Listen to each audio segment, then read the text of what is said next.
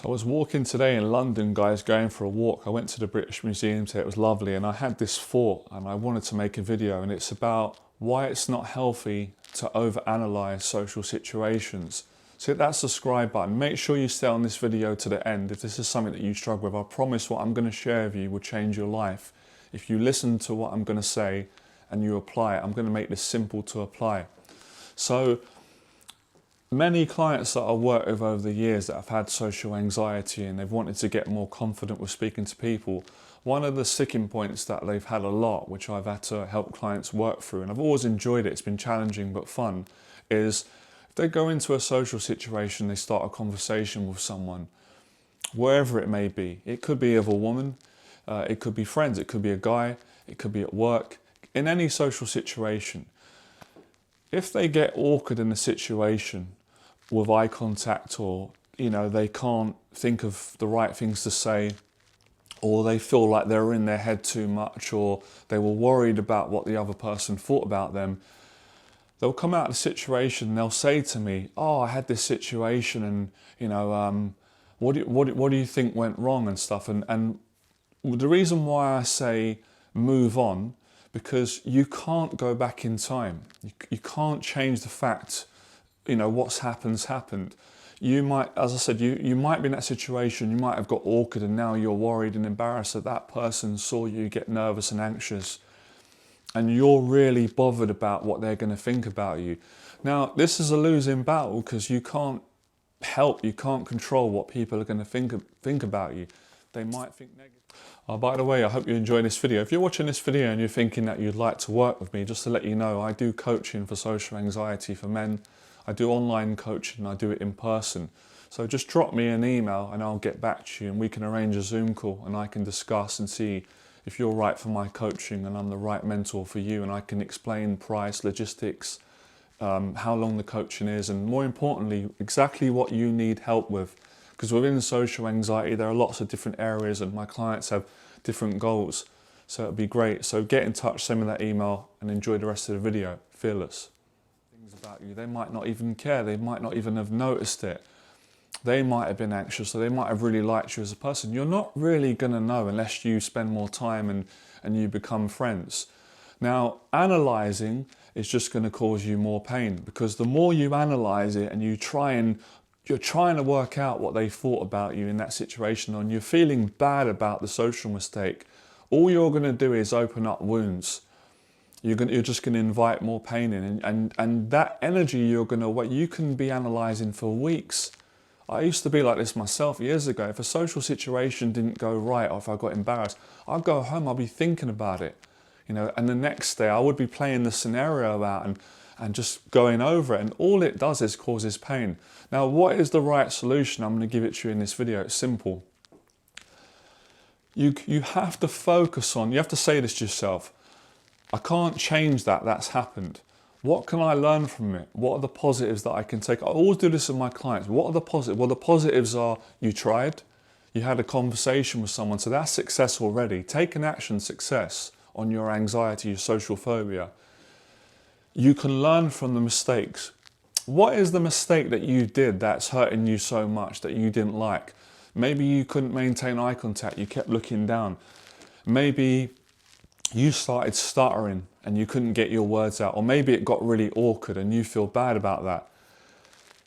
Now you've got to put your motivation into, how can I be a little bit better next time? Because you're going to be in a social situation again. There's millions of opportunities. It's not like it's not like you died in that situation. So the next time you're in that situation, be a little bit more aware of how you can be a bit better. When you think like this, and you act on these thoughts, do you know what's going to happen? You're going to forget about the negative and you're going to do better next time, and that's going to make you feel good. That's going to reinforce, I am good enough. I am socially, relaxed. I can connect with people. And the big part in all this is not caring about what people think. Because if you were really confident, and you will be if you follow my advice eventually, why would you care about what someone thought? Who cares if you got anxious and they saw you? Is that a crime? No, it's not. Have they never got anxious? We've all got anxious. I've got anxious so many times. We've all got embarrassed. We've all run out of what to say. We've all looked away because we couldn't maintain. We've all done that. So it's not a crime. It's just not taking it personal. It's not caring about what they thought. And we don't know what people are thinking half the time. Usually people are worrying about their bills. All sorts of thoughts are going on. So it's really about you liking yourself more. What do you think about yourself? How can you improve that? You can improve that by taking my advice and being busy. If you're so concerned about one social mistake that you made with a person, what you said or what you didn't say or how you acted, if that becomes your whole life, you know what it's going to do?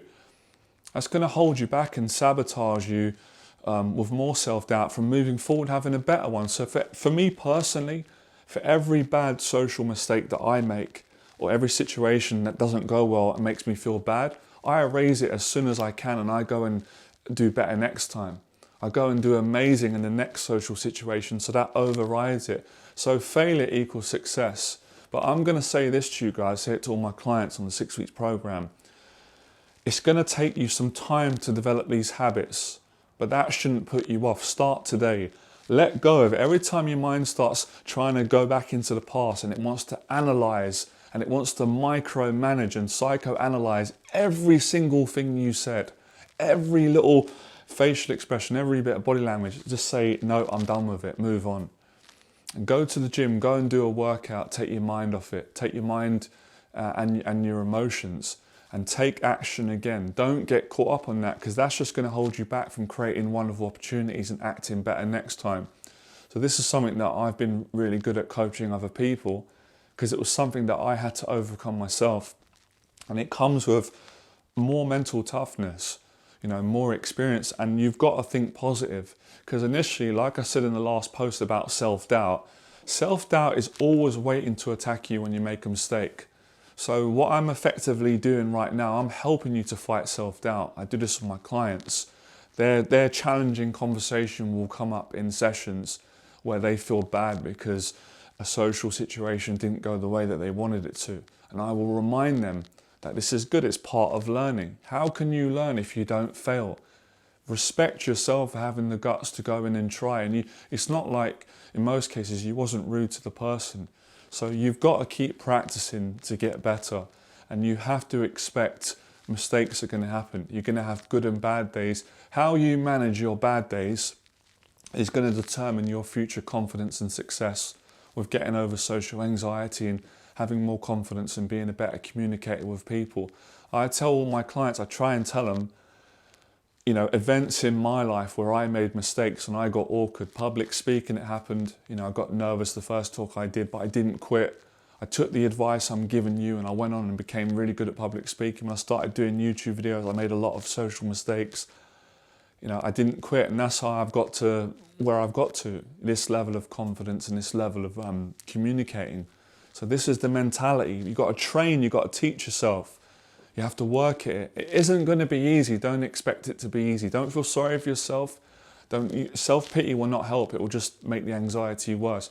You'll get over this in no time with the right thinking that I've explained today and the right actions. Move on, learn from it, accept yourself. It's part of life. Be better next time. I'll say it again. Let it go, accept yourself, learn from it, take the positives, take the negatives, make the negatives positives, and be a little bit better next time. And then you'll be a bit better the next time, and then you won't recognize yourself. You'll be so confident and relaxed, and you know. And I want to make a point of saying this as well. Being confident and successful is not just about being able to make things go well. It's how you deal with life and social situations when they don't go well. Because even when you get confident at my level, you still get anxious in certain situations. You're not perfect.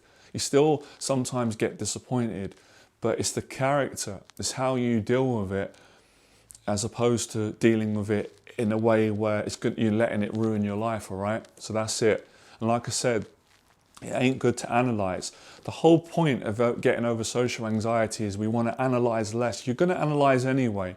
And it's good to have awareness, and it's good to be able to read people to a certain degree so you can connect with them and be aware, but not to overdo it. If you're analysing every minute what a person's saying, how you're acting, you can't enjoy the conversation. You might as well not be there. You're not present. So freedom is not analysing. It's not psychoanalyzing, because that's, that's just going to bring up all sorts of pains. You're just going to look and make things something that they're not, and your mind's going to blow things out of proportion. So confidence comes with being less emotionally attached to outcomes and mistakes, and just seeing positives in everything.